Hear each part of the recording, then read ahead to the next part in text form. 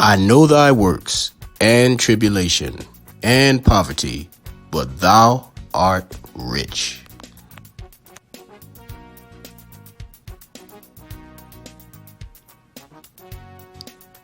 Welcome to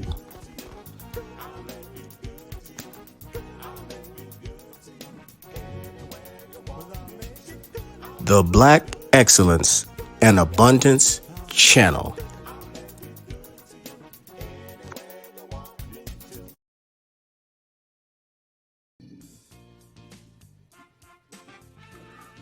Who is the Queen of Sheba?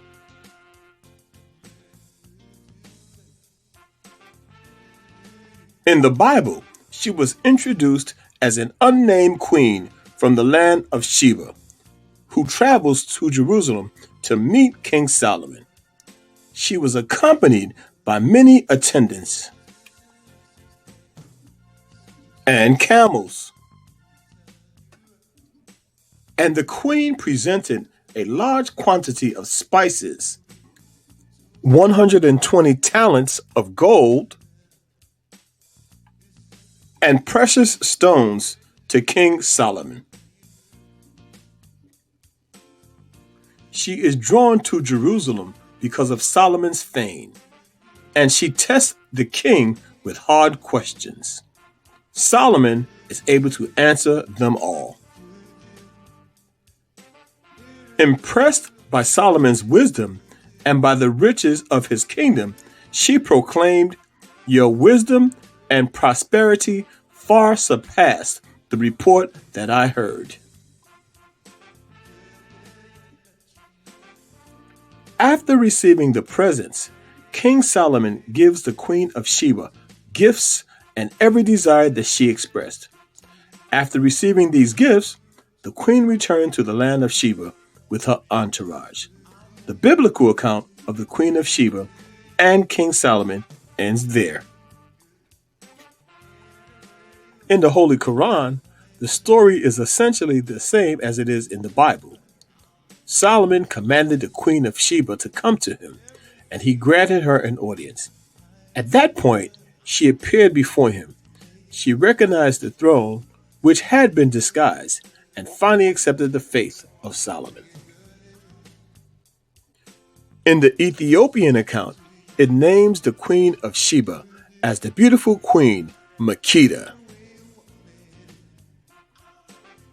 and it identifies the land of Sheba as ancient Ethiopia. According to the Quranic, which is known as the glory of the kings, Queen Makeda travels to Jerusalem. They have a love affair, and he marries her, taking her as his wife. The queen returns to the land of Sheba, and from this union they have a son, Menelik. Menelik is raised in Ethiopia, but when he turns 22, he travels to Jerusalem to meet his father. King Solomon is delighted with his firstborn son and tries in vain to convince Menelik to remain in Israel and succeed him as king. However, Menelik chooses to return to the land of Sheba. The country of Ethiopia believes they can trace the lineage of their royal house to the Queen of Sheba. The Ethiopians believe that their rulers are descended from Menelik, son of King Solomon, and the Queen of Sheba, Queen Makeda, thus giving rise to the imperial title Lion of Judah. The Queendom is regarded as the final authority on the early history of Ethiopia and its origins on the Solomonic lines of kings, which descends without interruption from the dynasty of Menelik, son of the Queen of Sheba and King Solomon of Jerusalem. The relationship between Ethiopia, Lion of Judah, and Israel is apparent in Ethiopia's national emblem, the six-pointed star.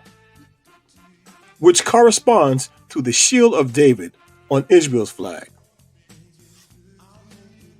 And many feel that this is where the bloodline of the Ethiopian Jew began, with the Queen of Sheba's birth of her son Menelik, the Ethiopian Jew, to this day.